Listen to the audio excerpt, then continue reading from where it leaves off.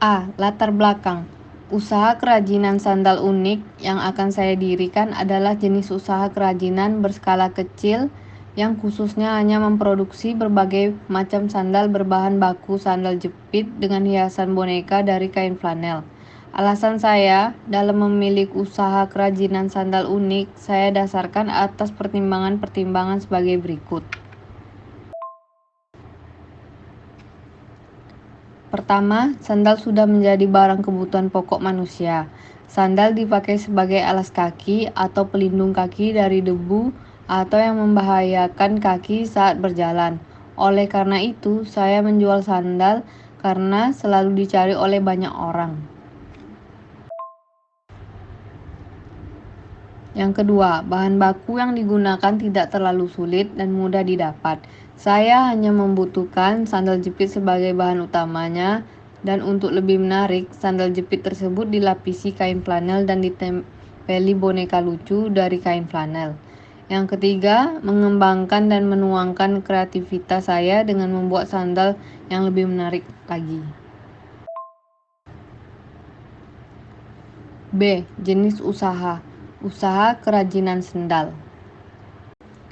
C. Tujuan dan manfaat proposal. Tujuan didirikannya usaha kerajinan sandal unik ini adalah: pertama, untuk mengembangkan kreativitas diri saya dalam bidang kerajinan sandal hias kain flanel. Yang kedua, memanfaatkan sandal jepit yang biasa-biasa saja menjadi lebih menarik lagi. Terakhir, sebagai bentuk pembelajaran saya dalam berwirausaha.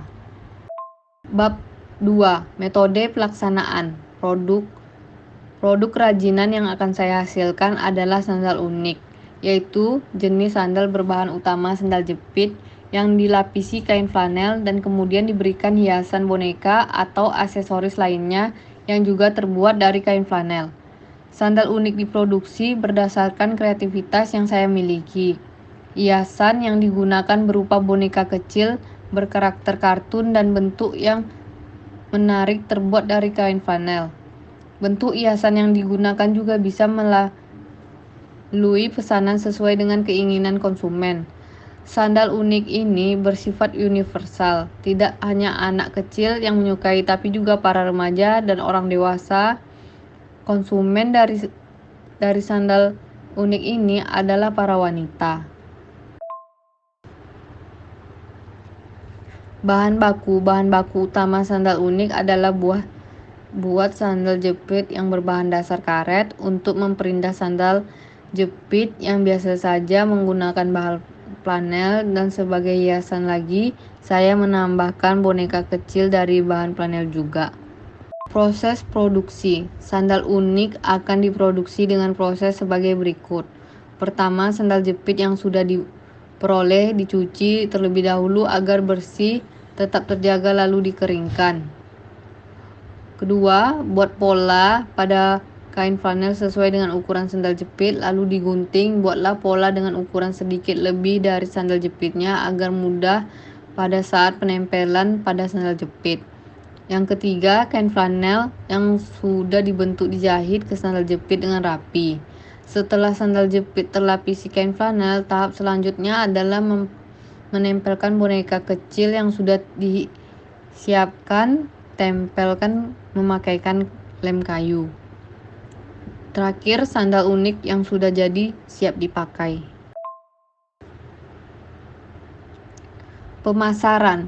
Segmen pasar yang dibidik adalah wilayah Cepu dan sekitarnya.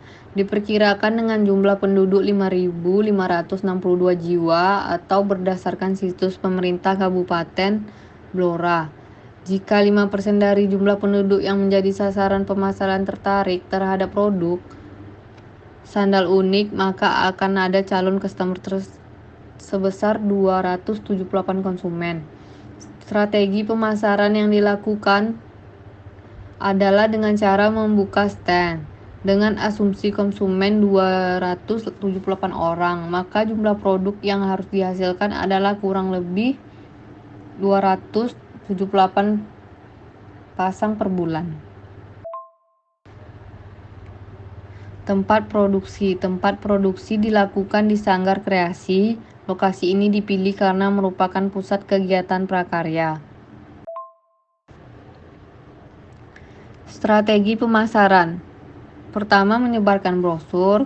Kedua, menempelkan poster ke berbagai tempat. Analisis SWOT. Sebelum melaksanakan suatu usaha baru, kita perlu mengetahui hal-hal aspek-aspek yang berpengaruh terhadap usaha tersebut. Hal tersebut diantaranya adalah aspek kekuatan, kelemahan, kesempatan, dan ancaman. Dengan melakukan analisis tersebut, hal-hal tersebut diharapkan usaha akan berjalan lancar sukses. Berikut adalah beberapa hal dari masing-masing aspek di atas. Yang pertama itu kekuatan. Contohnya, sandal sudah bisa menjadi kebutuhan pokok manusia, jadi sandal akan terus dicari oleh banyak orang. Yang kedua, sandal unik didesain dengan full color dan dengan gambar yang unik sehingga menjadikan pemakai. Yang ketiga itu target pengeluaran. Yang pertama, rencana biaya usaha. Rencana biaya usaha yang akan saya lakukan adalah sebagai berikut.